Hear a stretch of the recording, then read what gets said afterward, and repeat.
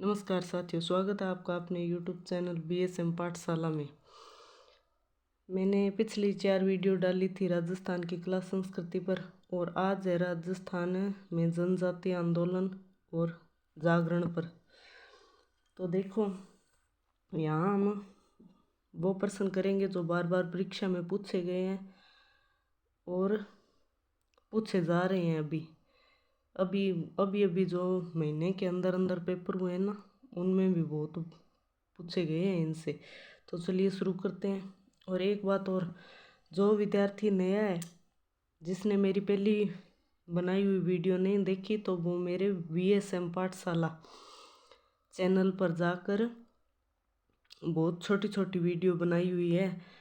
जो आज की परीक्षा है वो तो नहीं देख सकते, लेकिन कल जिनकी परीक्षा है वो तो उन्हें देख सकते हैं और उनसे सहयोग प्राप्त कर सकते हैं।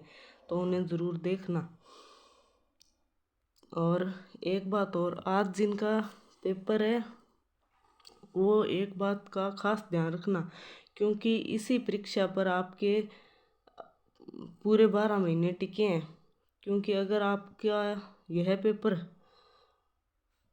किसी कारण असफल हो जाता है तो आपको 12 महीने फिर लगातार मेहनत करनी पड़ेगी। और मैं चाहती हूँ कि किसी के भी सहयोग से, चाहे मेरा सहयोग हो या किसी अन्य का, आप पेपर में सफल हो, ताकि अगले 12 महीनों में अच्छे से पढ़कर सिलेक्शन ले सको। तो पेपर करने का तरीका देखो, आप जब पेपर करो तो 150 प्रश्न है और 3 घंटे का समय। 3 घंटे का समय 150 प्रश्नों के लिए अच्छा है, ना कम है ना बहुत ज़्यादा है। तो उनमें देखो 25 के लगभग गणित के पेपर आएंगे। तो आप ऐसे करना कि जो सब्जेक्ट आपको अच्छे से आ रहा है उसे पहले करना, ना कि पहले गणित रीजनिंग में उलझ जाना। और गणित रीजनिंग अगर आपको अच्छे से आ रहा है तो आप जीके में नहीं उलझना, पहले उन 25 प्रश्नों को ही करना, ताकि आपका सिलेक्शन पक्का हो सके। कहीं आप 150 प्रश्न देख के कभी इस सब्जेक्ट पर उछल जाओ, कभी, ऐसे नहीं करना है। अगर आप पहली बार में पेपर पढ़ रहे हो और आपको ऐसे लग रहा है कि ये प्रश्न मेरा बिल्कुल सही है, तो आप उसे टिक कर दो। और अगर आपको ऐसे लग रहा है कि नेगेटिव मार्किंग तो है नहीं, इसमें तुक्का लगाना है, तो उसे एक बार वहीं छोड़ दो। और जिस ऑप्शन पर आपको ऐसे लग रहा है कि हाँ ये सही है, तो उस पर कोई थोड़ा बहुत चिन्ह लगाकर छोड़ देना, जिस पर आप दोबारा पेपर पढ़ना और फिर विचार करके आप ऑप्शन भरना। और जिस ऑप्शन पर हमारी पहली बार नज़र पड़ती है लगभग वही सही होता है। तो वैसे सोच विचार कर अपने देवी देवता को याद करके ऑप्शन भरना, ताकि आपका सिलेक्शन तय हो सके। और चलिए शुरू करते हैं। तो यहाँ देखो, मोतीलाल तेजावत का संबंध था।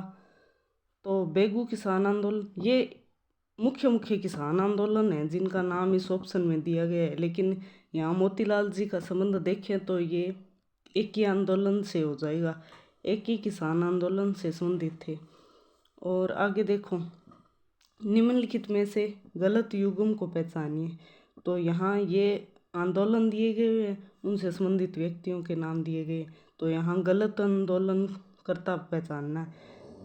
देखो, विजोलिया का किसान आंदोलन, इसका तो सभी को पता ही है, विजय सिंह पथिक। और आगे आ गया बेगू किसान आंदोलन। तो यहाँ बेंगू किसान आंदोलन से हो जाएंगे राम नारायण चौधरी संबंधित।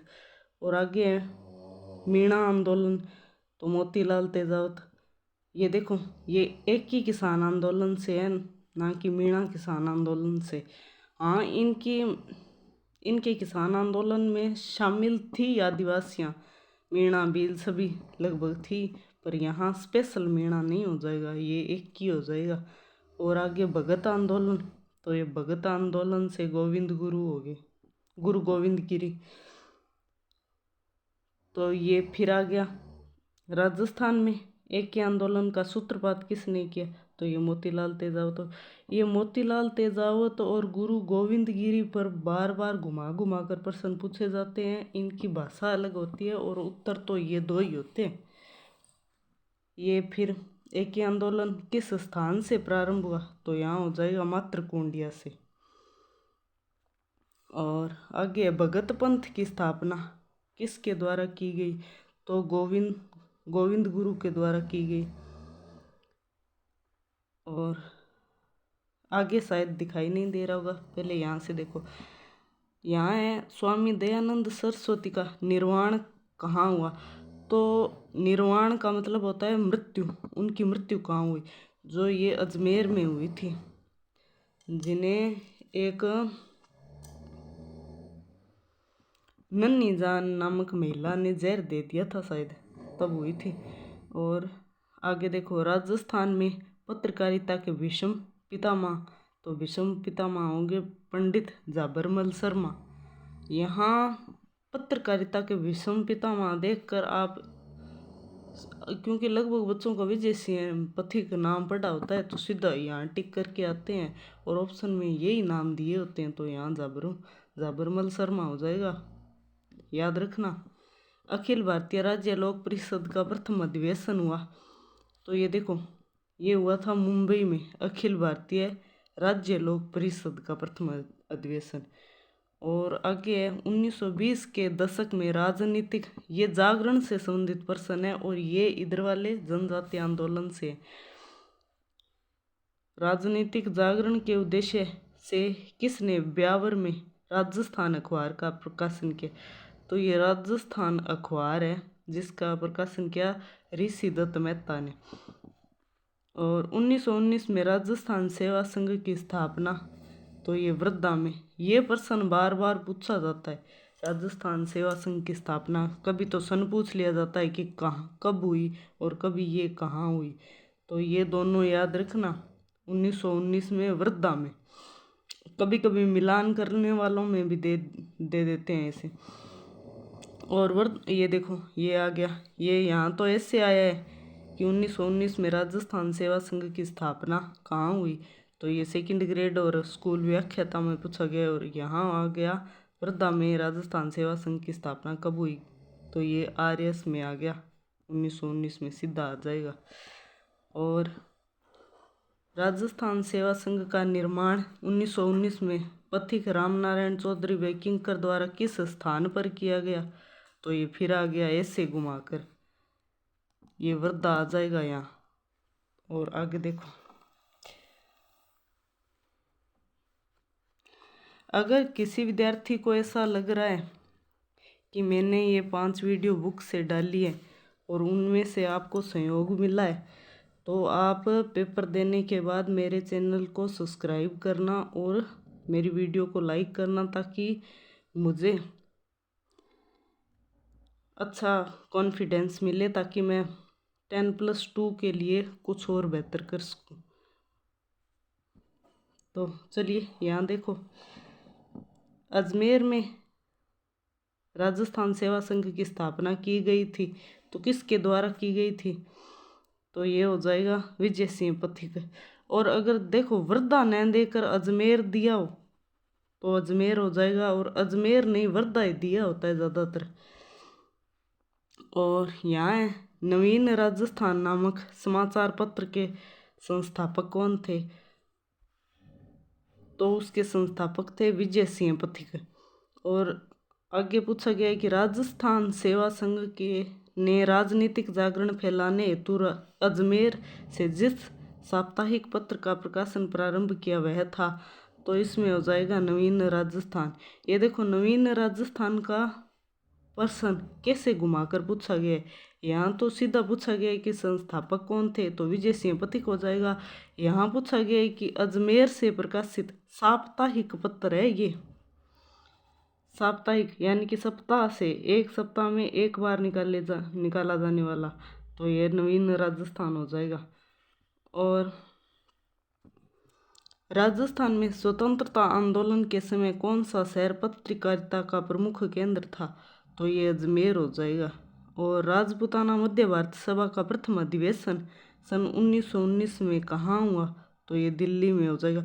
ये प्रश्न कई बार पूछा गया है। ये देखो राजपूताना मध्य भारत देख के हम अजमेर टिक करते हैं ज़्यादातर बच्चे, जो गलती हो जाती है, इस बात को अच्छे से नोट करना।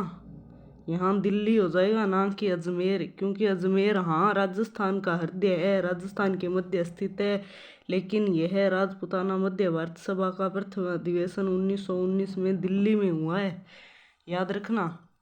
और यहाँ आगे बात करते हैं तो राजस्थान का जलियांवाला बाग के नाम से प्रसिद्ध स्थान मानगढ़ धाम किस जिले में स्थित है, तो ये हो जाएगा बांसवाड़ा में।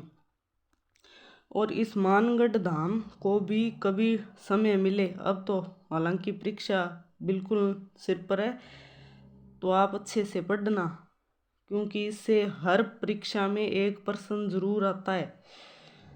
गोविंद गिरी के नेतृत्व में भील आंदोलन को दबाने के लिए मानगढ़ का जनसंहार किस वर्ष में हुआ, तो ये हो जाएगा 1913 में। और भील और ग्रास्य को एकत्रित करने के लिए संप सभा की स्थापना किसने की, तो ये हो जाएगा गोविंद गिरी ने।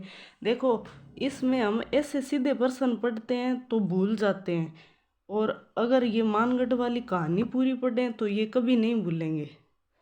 तो इसलिए आपको जब समय मिले तो ये मानगढ़ धाम का जो जनसंहार हुआ था यह जरूर पढ़ना।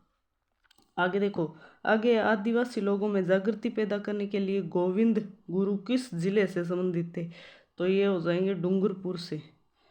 और कालीबाई भील निवासी थी, तो ये रास्तापाल की निवासी थी। और यह कालीबाई भील वाला प्रश्न बहुत बार आता है, क्योंकि यह एक बालिका थी जो अपने गुरु के लिए जिसने अपनी जान की बाजी लगा दी। और आगे सन 1947 में बीरबाला कालीबाई किस घटना में शहीद हुई, तो यह है रास्तापाल कांड में शहीद हुई। उम्मीद करूंगी कि मेरी वीडियो पसंद आ रही है, पसंद आई है तो लाइक और शेयर करो और मेरे चैनल को सब्सक्राइब करो। ज़्यादा से ज़्यादा साथियों को जोड़ो ताकि मैं आपका अच्छे से सहयोग कर सकूं। धन्यवाद। और एक और,